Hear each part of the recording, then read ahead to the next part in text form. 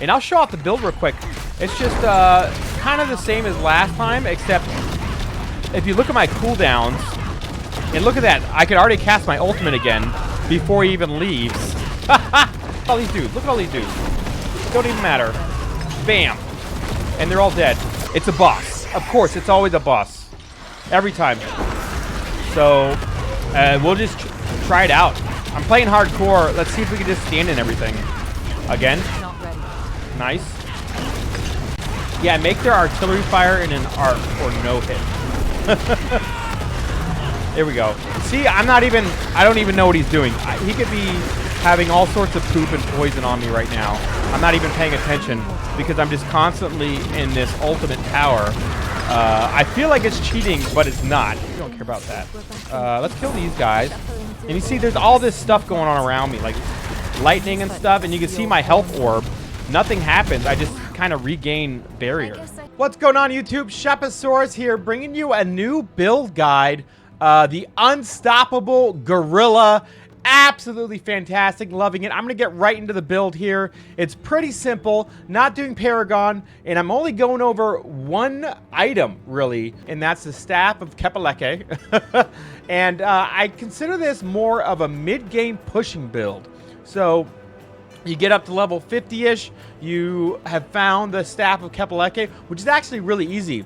Out of 3 or 4 quarterstaffs that I gambled for, I got 2 Staff of Kepaleke. So it's not impossible to get. When you get around level 50, getting close to level 60, gamble for one of these quarterstaffs, and I'll show it right here, and you will be able to start this build. You don't need anything else. Your core skills are now additionally basic skills and free to cast, but deal up to 30% reduced damage based on their vigor cost.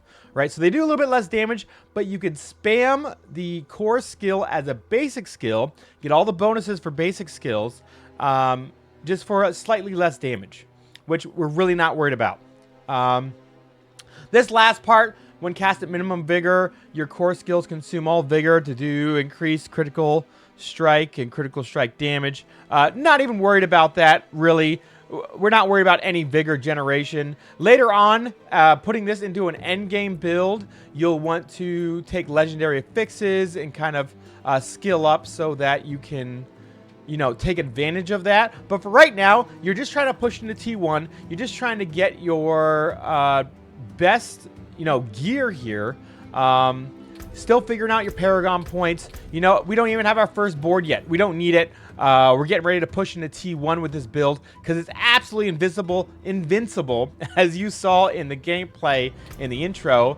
And right now, first, before we get into the skills, the Spirit Hall, we're taking all Jaguar skills or Jaguar Spirit. And I will show you in the Spirit skills tree, in the skill tree, why we went with Jaguar. The first Jaguar, every 15th time you deal direct damage, you unleash an additional strike. That's not so much of a big deal. All skills are now Jaguar. Skills is huge. And the second part, maximum ferocity increased by 1. Gain 1 stack of ferocity whenever you kill an enemy damage or damage a boss. Now, this is going to keep your ferocity max stacks, and you're going to take advantage of a healing passives in the skill tree. So starting right off, we'll start at the top. It doesn't really matter what basic skill you take. You have the Staff of Kepaleke. We're not going to even have this on our bar. We're not going to use a basic skill. This Crushing Hand becomes our basic skill. Crushing Hand, you know, grants a barrier equal to 10% of the damage it deals, and Crushing Hand's damage increases by 3% for every stack of Resolve you have, up to 24%. So our plan is to have max stacks of Resolve and Ferocity at the same time. I do have a passive to Velocity here, but again, we don't care about Vigor generation at all. I took 3 out of 3 to follow through. Since our core skill is now also a basic skill, we're doing 6% multiplicative increased damage on every hit, doubled to 12% multiplicative on every third hit, which is huge. On this next slot, we're going to our focus skills, and we're taking Vortex. That's to pull everybody in. It's really optional what you decide, but we don't need any additional cooldown reduction, so I took the extra damage.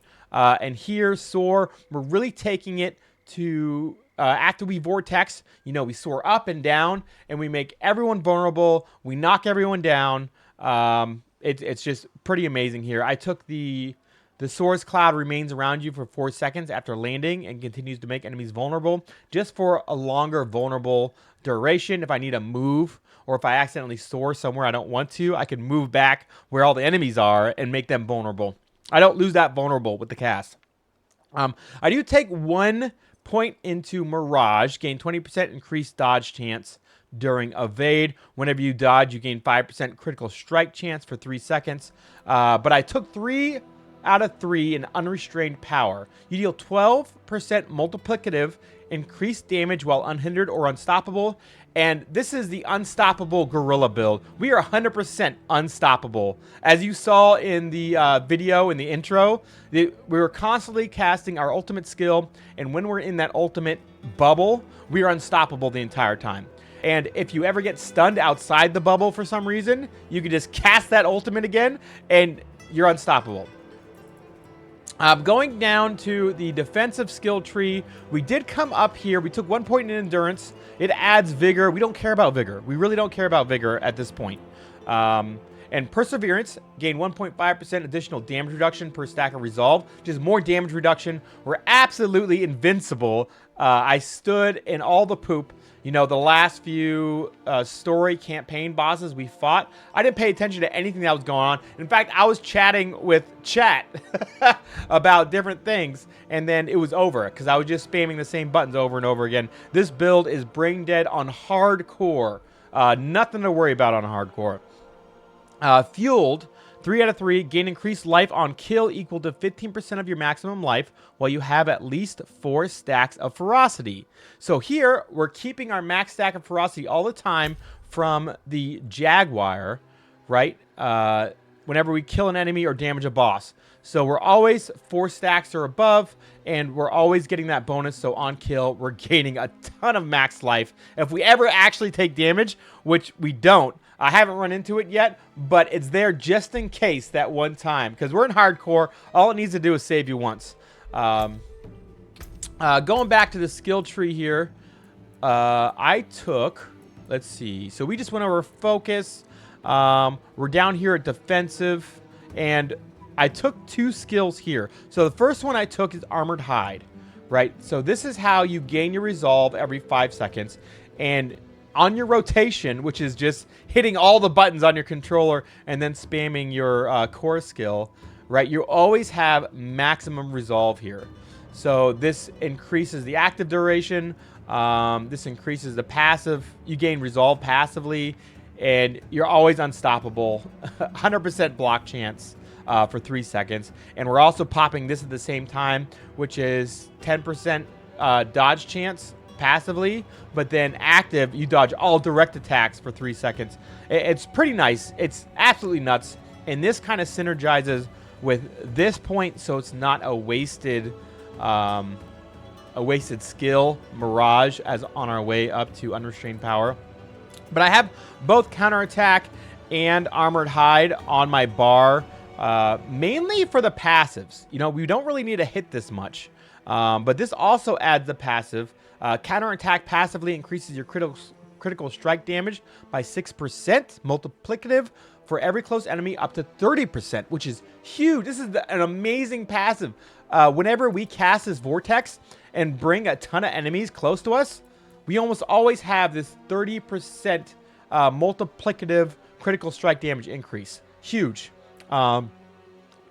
Moving on. So I just had some extra points. Wasn't sure where I wanted it.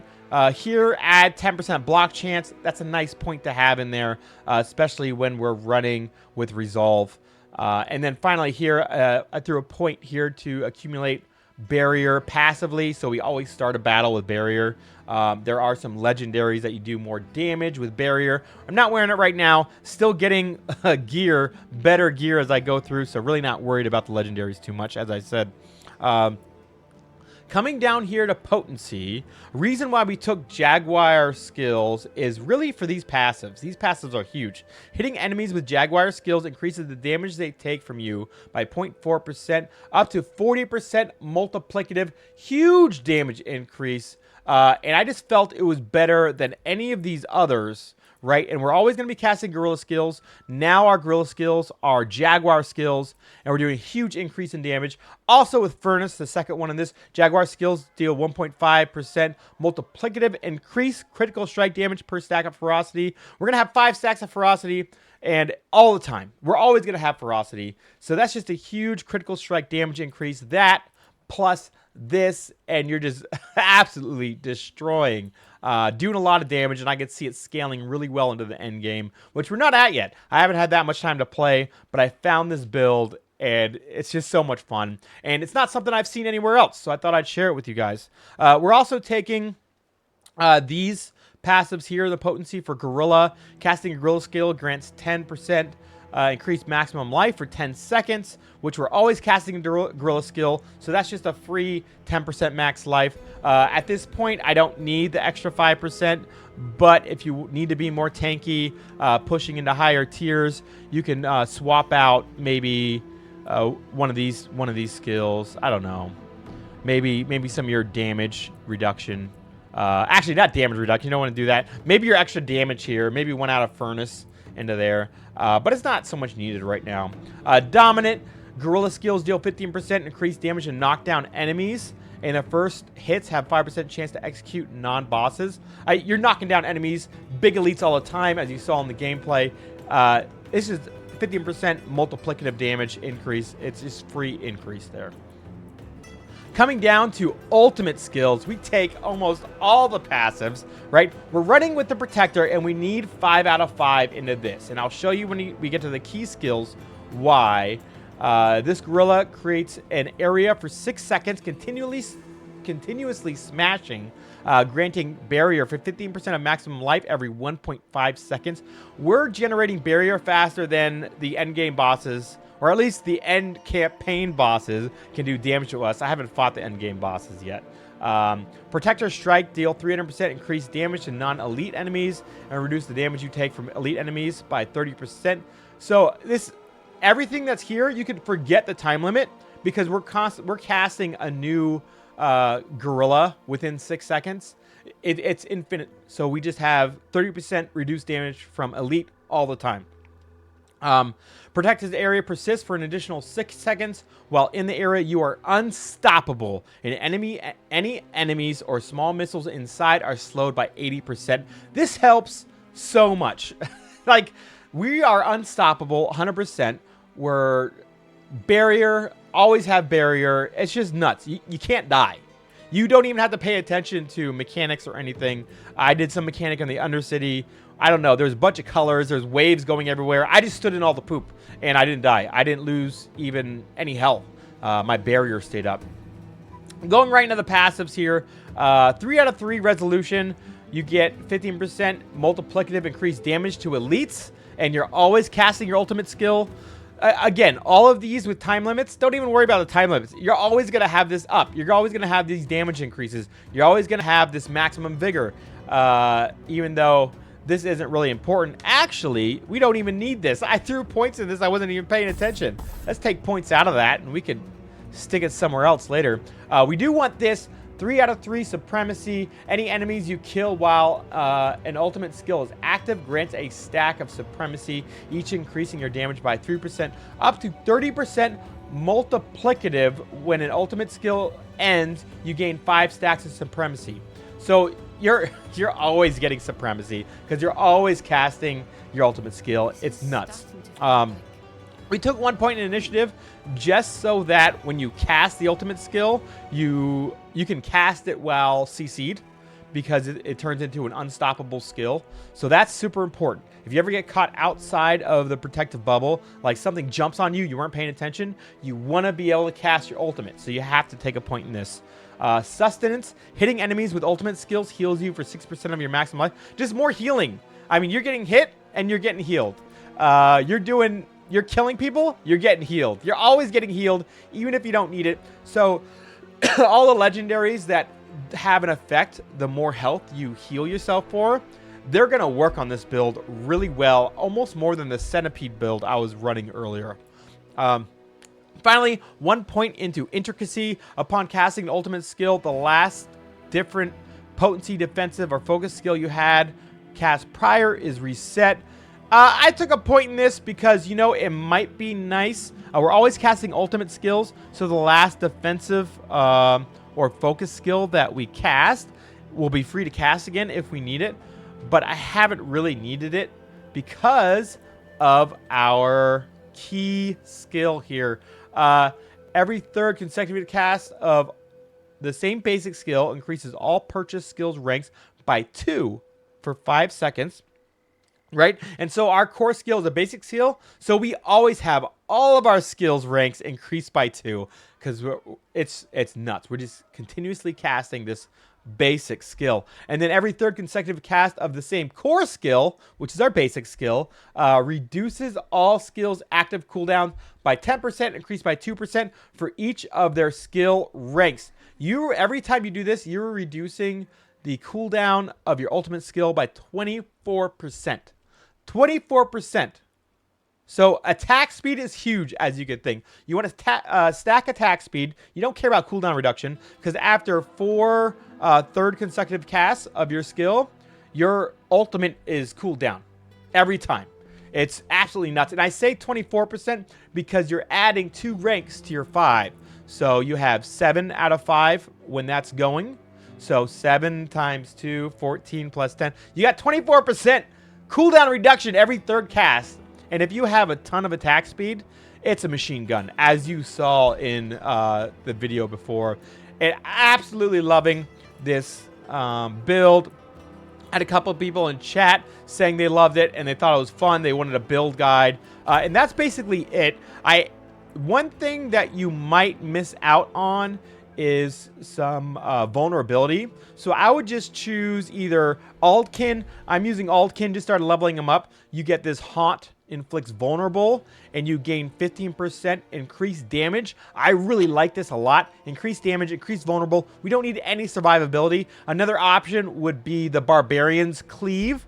The Cleave skill adds vulnerable. And also the tank right here. He has a shield slam that also causes vulnerable. Not as good because you don't really care about protection. You're always protected.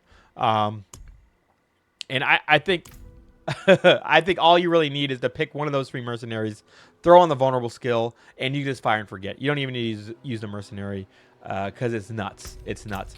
As far as Paragon, I haven't figured that out yet. Haven't smashed it yet. I am taking the game slow, just enjoying my time. Leveling slowly, looking at all the buttons, figuring out how all the skills kind of mesh together. As I increase, as I get to higher levels, I'm on hardcore as well, so I'm taking it slowly. I will release an end game build guide of this, especially because they're releasing patches now and none of them are nerfing this, which is great. Nerfing all the other builds that people are smashing in. But as I level up and get into the T4, I will do an endgame build with Paragon points, legendaries, and I'm going to try to keep mythic uniques out of it. So I hope this build helped you. If you like the guide, let me know. Please come check me out. I'm here Monday, Wednesday, Friday nights, 10 p.m. to midnight Eastern time.